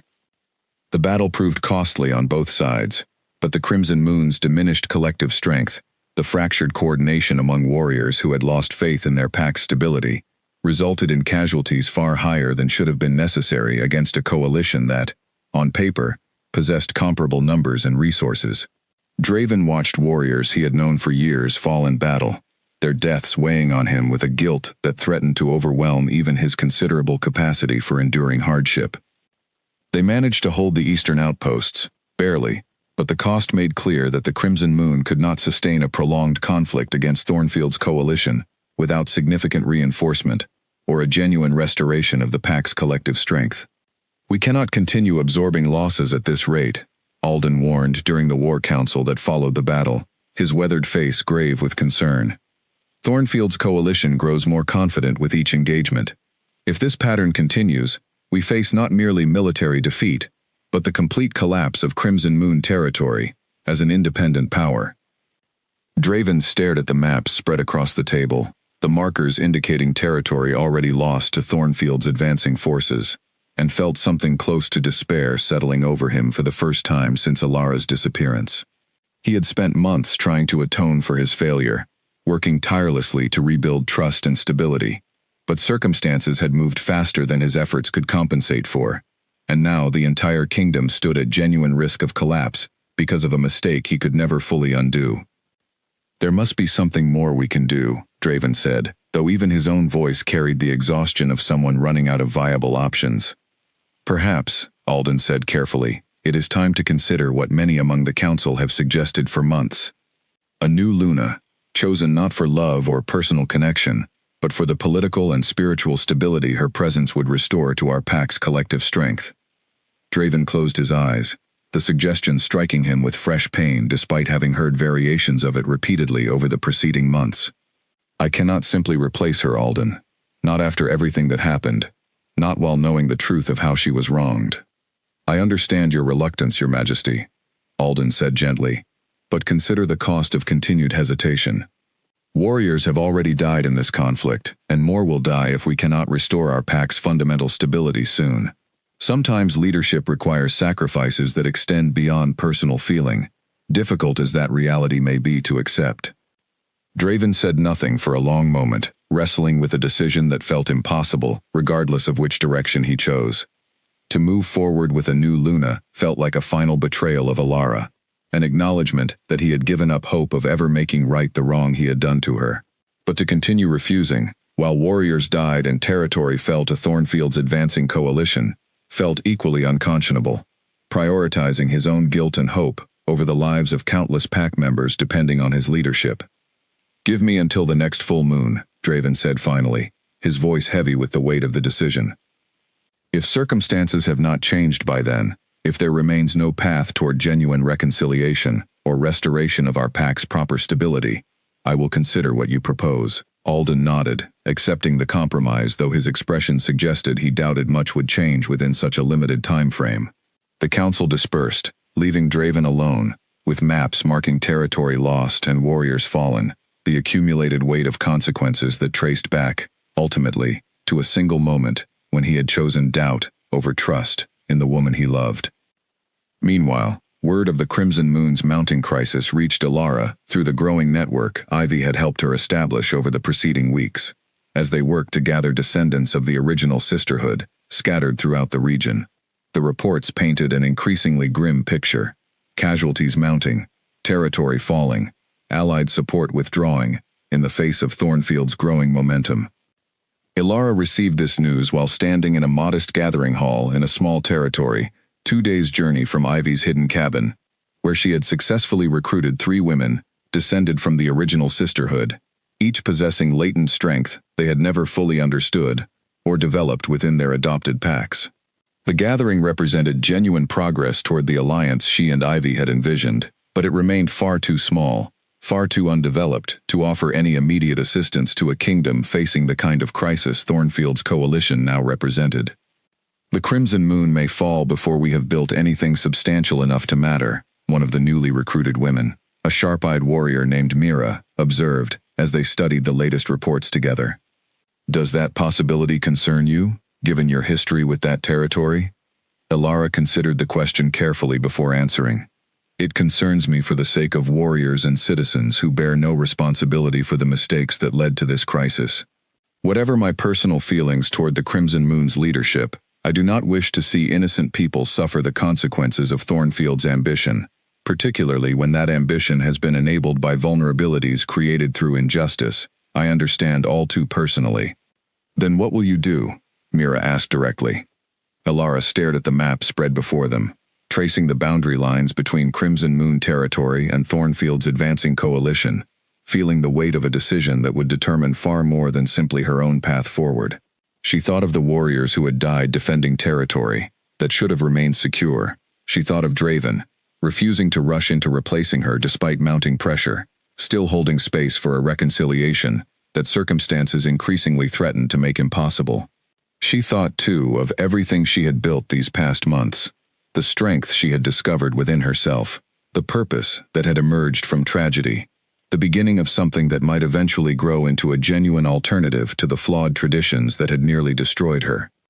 "I will not rush toward action I am not yet prepared to take," Alara said finally, echoing, without fully realizing it, the same careful deliberation Draven himself had been practicing in the months since her disappearance. "But I will not remain idle either, watching from a distance while innocent people suffer for crises they did not create. We will accelerate our efforts to build genuine strength within this alliance, and when we are ready, we will act, decisively and with purpose." Mira studied her for a long moment before nodding, apparently satisfied with the response. "The others gathered here will follow your leadership, Alara. Whatever path you choose, we stand ready to walk it alongside you." Alara felt the weight of that trust settle over her, different from anything she had experienced during her time as Luna within the Crimson Moon Palace, where deference to her position had often felt more like formality than genuine respect earned through demonstrated capability. This trust felt real, earned through the strength and purpose she had demonstrated over months of difficult work, and she intended to honor it fully, regardless of whatever challenges lay ahead. Outside the modest gathering hall, winter continued its harsh grip over the region, snow falling steadily across territories that remained, for now, distant from the conflict consuming the Crimson Moon's eastern borders. But Alara understood, with growing certainty, that the peaceful distance would not last indefinitely. Whatever path circumstances eventually forced upon her, the reckoning building between herself, Draven, and the kingdom that had once cast her aside was approaching with an inevitability that no amount of careful deliberation could indefinitely postpone. The full moon Draven had promised, the council arrived faster than anyone anticipated, and with it came news that changed everything. Thornfield's coalition launched their most significant assault yet, a coordinated strike aimed directly at a strategic pass that, if captured, would open a direct path toward the Crimson Moon's capital itself. Draven rallied every available warrior to defend the pass, understanding that failure here would mean far more than losing another border outpost. It would mean the beginning of the end for Crimson Moon territory as an independent power. The battle raged for 2 full days, brutal and exhausting, warriors on both sides fighting with a desperate intensity that reflected the stakes involved. Draven fought at the front lines throughout, his warrior instincts sharpened by months of relentless training and preparation, but even his considerable skill could not fully compensate for the fundamental weakness still plaguing his pack's collective strength. By the second evening, as darkness fell over the contested pass and both sides retreated to tend their wounded and regroup for what promised to be a decisive third day of fighting, Draven understood with grim clarity that the Crimson Moon could not sustain another day of losses at the current rate. Thornfield's coalition, despite suffering significant casualties of their own, still possessed sufficient reserves to press their advantage. The Crimson Moon did not. He sat alone in his war tent that night, exhausted beyond anything he had previously experienced, staring at maps that seemed to offer no viable path toward victory, when a commotion outside his tent drew his attention. Guards were calling out, voices carrying confusion, and something that sounded almost like awe, and Draven rose quickly, reaching for his sword, before stepping outside to investigate. What he found stopped him completely in his tracks. A group of warriors, women he did not recognize, stood at the edge of the camp, their bearing confident and controlled, despite having apparently crossed considerable distance to arrive at this contested battlefield. And at their center, unmistakable despite the short hair and the different bearing that months of hardship and training had carved into her posture, stood Alara. She looked different from the woman who had walked away from the Great Hall months before. Stronger, certainly, her frame carrying a lean, powerful strength that spoke of rigorous training, rather than the softer grace she had once possessed, as Pallas Luna. Her eyes held a depth and steadiness that had not been present before, the look of someone who had faced genuine hardship and emerged transformed rather than broken. Alara, Draven breathed, unable to fully process what he was seeing. I did not come for you, Alara said, her voice carrying clearly across the tense silence that had fallen over the camp. Warriors from both nearby units watching the unexpected reunion with undisguised curiosity. I came because innocent warriors are dying in a conflict enabled by weakness that never should have existed. Whatever remains unresolved between us personally, that is a separate matter from the immediate crisis facing this pack. Draven absorbed this, understanding the careful distinction she was drawing, respecting it, even as something in his chest ached at the deliberate distance in her words. Whatever your reasons for coming, he said finally, I am grateful beyond words for your presence. But I must ask, how did you know we needed help so urgently? I have built alliances since leaving this palace, Alara said. Alliances that maintain awareness of threats affecting this region, regardless of personal history with any particular territory. When word reached us of this battle's stakes, I made the decision to intervene, believing the cost of inaction would fall too heavily on people who bear no responsibility for the failures that created this vulnerability. She gestured to the warriors standing alongside her, women whose bearing suggested capability, far beyond what their modest numbers might initially suggest. These are members of an alliance I have been building these past months, descendants of a sisterhood that once thrived independently of Crimson Moon authority before it was destroyed generations ago. We do not come to serve your throne, Draven. We come to prevent unnecessary suffering, and to demonstrate exactly what the power you once dismissed as merely symbolic hair is truly capable of achieving when properly understood and developed. Starn stunned her, feeling the full weight of everything he had lost pressing down on him with fresh intensity. The woman before him bore little resemblance to the Luna who had once deferred to his judgment on matters of pack governance. She spoke now with an authority entirely her own, commanding respect not through inherited position, but through demonstrated capability and independent strength. What do you propose? He asked, setting aside personal feeling to focus on the immediate crisis threatening his kingdom's survival. Alara stepped forward, studying the maps still spread across the table within his tent. Thornfield's coalition believes their advantage rests on numerical superiority and your pack's fractured collective strength. Both assumptions can be challenged if we approach tomorrow's confrontation with appropriate strategy, rather than simple direct confrontation. Over the following hours, Alara outlined a plan that combined traditional warrior tactics with techniques she had learned from Ivy's training. Methods of coordinating strength and strategy that did not depend entirely on the traditional Alpha-Luna bond that had anchored the Crimson Moon's collective power for generations. It required trust, required Draven's warriors to accept guidance from unfamiliar allies whose methods differed considerably from established tradition, but it offered genuine hope of turning the tide against Thornfield's numerical advantage. "Your warriors will need to trust us completely," Ilara said as she finished outlining the strategy. "Even though we represent an alliance outside traditional Crimson Moon structure. Can you ensure that trust, Draven, given everything that has happened between us and this pack?" Draven met her gaze steadily. "I failed to trust you when trust mattered most, Ilara. I will not make that mistake again, regarding you or the alliance you have built. Whatever guidance you offer for tomorrow's battle, I will ensure my warriors follow it completely."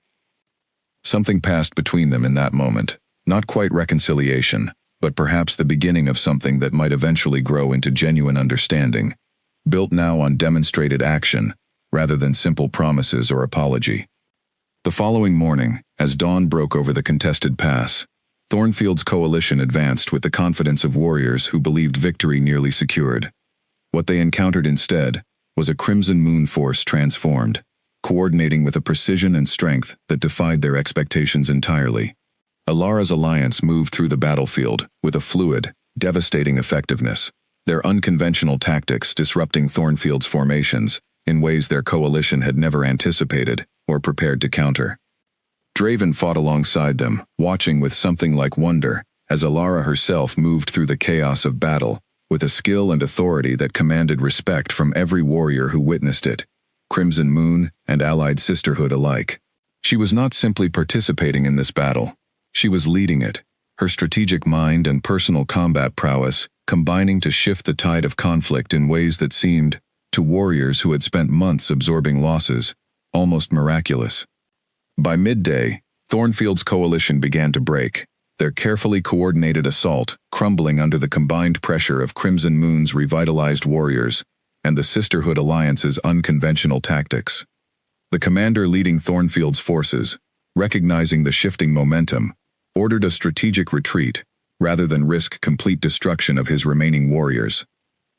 The pass held, the Crimson Moon's capital remained secure, at least for now, the immediate crisis averted through a combination of desperate defense and unexpected intervention that few among the assembled warriors would have predicted possible only days before. As the battlefield cleared, warriors from both sides, tending to wounded and assessing the aftermath of 2 brutal days of conflict, Draven found himself standing once more before Ilara, the weight of gratitude and unresolved history hanging heavy between them. "Thank you," he said simply, understanding that any more elaborate expression of gratitude would feel inadequate given the scale of what her intervention had accomplished. "You saved this kingdom, Ilara. You saved warriors who would have died today without your alliance's assistance." "I did what was necessary," Ilara said, though something in her expression suggested the victory carried complicated feelings beyond simple satisfaction.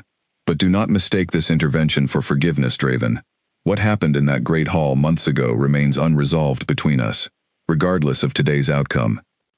"I understand," Draven said, and he did understand, fully and completely, that saving his kingdom did not erase the debt he owed her personally, the wrong that could never be fully undone, regardless of whatever gratitude he felt for her timely intervention. "There is much to discuss," Ilara continued, "regarding both the immediate threat from Thornfield, which remains only temporarily repelled rather than fully resolved, and the deeper questions your kingdom must confront about the traditions that made this crisis possible in the first place. I did not return today to resume my former position as your Luna, Draven.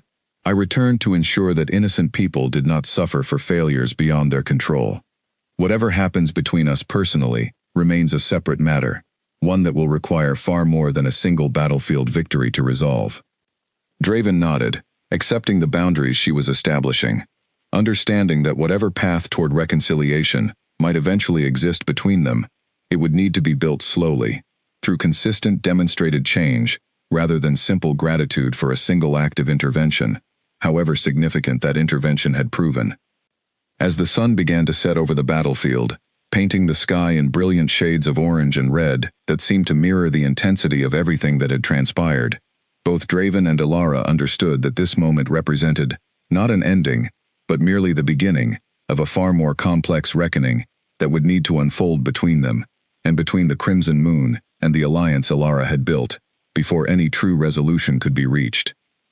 The warriors around them began preparing camp for the night, tending wounds and mourning losses, even as they celebrated the unexpected victory that had preserved their kingdom's survival.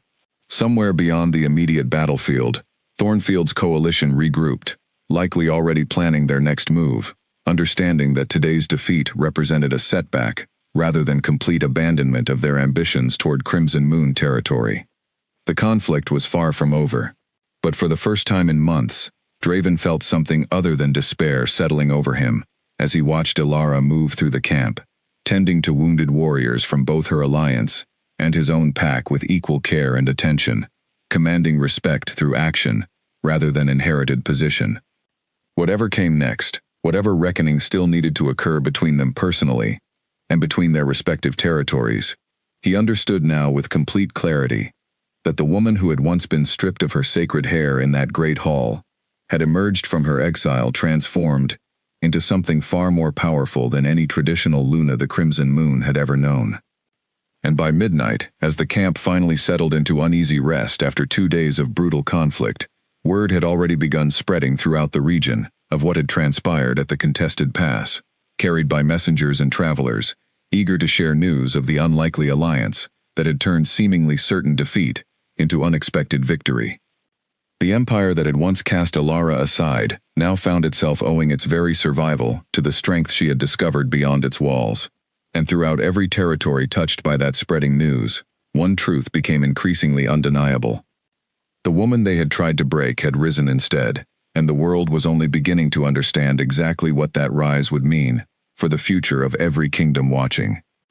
3 weeks after the battle at the contested pass, Thornfield's coalition attempted one final, desperate assault, gathering every remaining warrior in a bid to reclaim the advantage lost during their earlier defeat. They chose the night of the full moon for their attack, believing the timing would work in their favor, exploiting the heightened emotions and instinctive reactions that accompanied a wolf pack's connection to the lunar cycle. Instead, they found themselves facing a defense more coordinated and formidable than anything they had encountered during their earlier campaign against the Crimson Moon. Ilara had remained in the region following the first battle, working alongside Draven and his council to strengthen the kingdom's defenses, while continuing to build her own alliance's presence and capability. The weeks had not resolved the personal tension still existing between herself and Draven, but they had allowed something new to develop, a working partnership built on mutual respect for each other's capabilities, rather than the traditional dependency that had once characterized their marriage.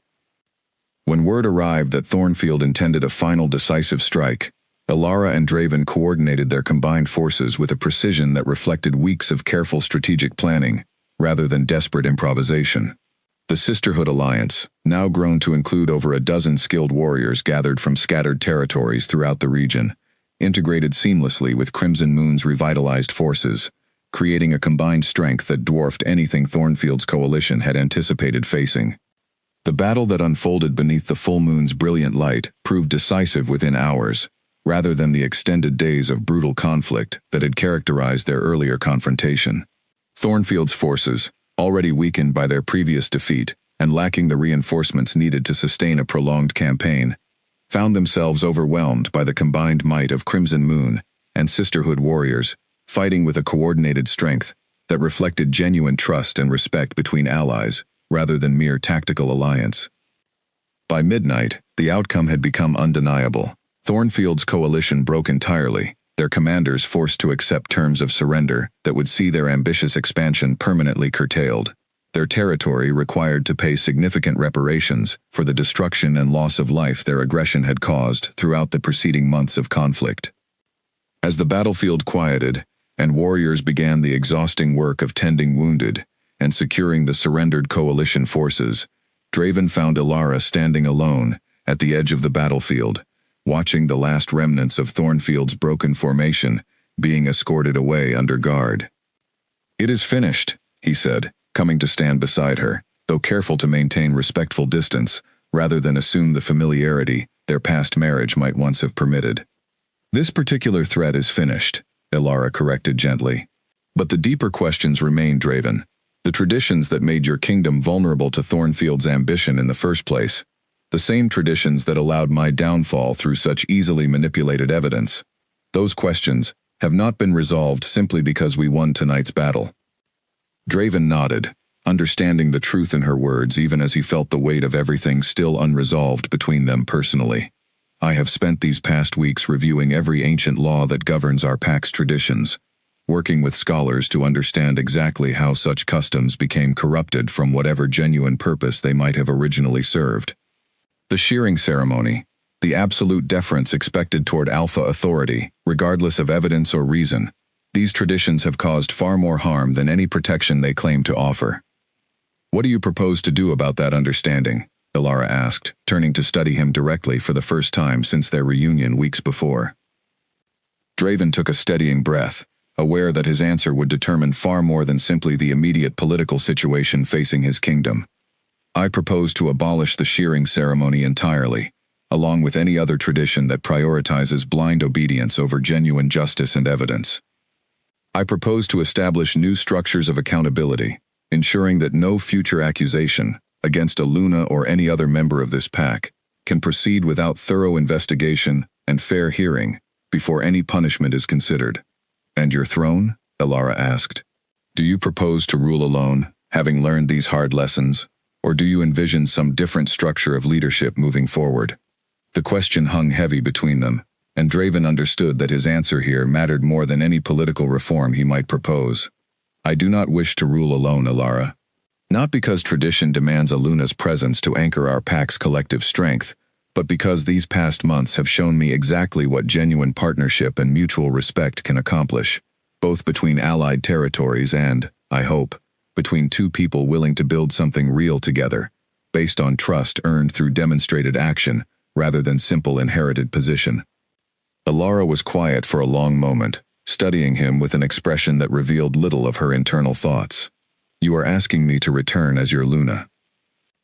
I am asking, Draven said carefully, whether you might be willing to consider a future between us, built not on the traditional structure that failed you so completely, but on something new, something that reflects the strength and independence you have discovered these past months. I do not expect immediate forgiveness, Elara. I do not even know if forgiveness is something I deserve, given the depth of my failure. But I am asking whether you might be willing to explore what a different kind of partnership could look like, one where your voice carries equal weight to mine, in every decision affecting this kingdom's future. Elara considered his words carefully, thinking of everything that had transpired since that terrible morning, when guards had woken her with accusations that would upend her entire existence. She thought of Ivy's teachings, of the strength she had discovered within herself independent of any external validation or position.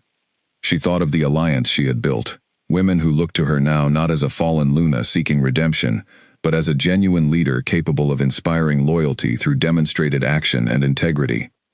She thought too of the warmth that had once existed between herself and Draven, before Celine's manipulation had poisoned everything, the genuine connection that had drawn them together in the first place, before politics and fear had overwhelmed the trust they had once shared.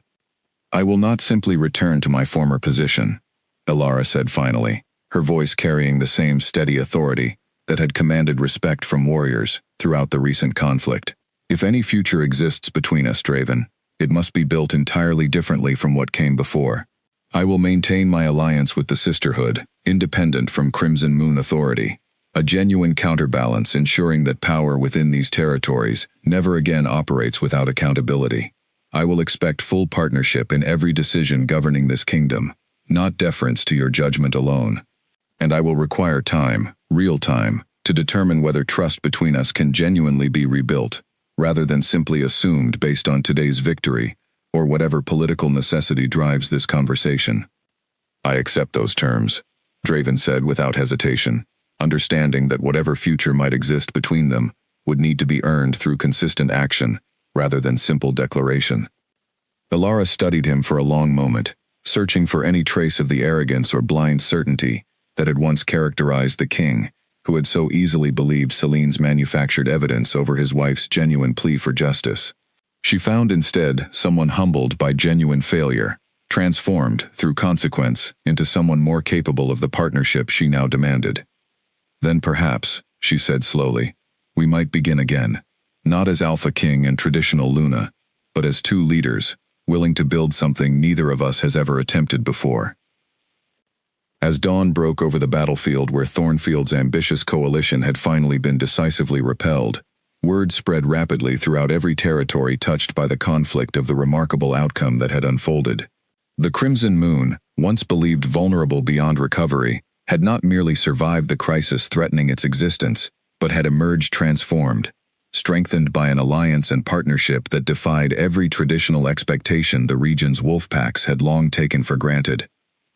Within the following months, Draven formally abolished the shearing ceremony and numerous other traditions that had prioritized blind obedience over genuine justice, establishing new structures of accountability that would prevent any future injustice, similar to what Elara had endured. The Sisterhood Alliance, now formally recognized as an independent power within the region, continued growing under Elara's leadership, drawing increasing numbers of women who saw in its structure genuine possibility for strength and purpose beyond traditional pack hierarchies. Elara and Draven's partnership evolved slowly, carefully, built on the foundation of mutual respect, and demonstrated trust rather than the traditional dependency that had once defined their marriage. It was not the same relationship they had shared before the crisis, but something new entirely, forged through genuine understanding of what each had discovered independently during their months apart. Throughout every territory in the region, the story of what had happened became legend, told and retold, with growing embellishment as seasons passed. The tale of an alpha king who had shorn his Luna's sacred hair in a moment of blindness and betrayal, only to watch her rise beyond every expectation, transforming what should have been complete destruction into the foundation for an entirely new kind of power. By midnight on the anniversary of that first terrible battle, an entire empire that had once cast her aside now stood united behind her, not through inherited tradition or ceremonial obligation, but through genuine respect earned through demonstrated strength, wisdom, and unwavering commitment to justice that no ancient custom could ever fully suppress. The woman they had tried to break had risen instead, and in her rising, she had transformed not just her own fate, but the very foundation upon which an entire kingdom's future would now be built.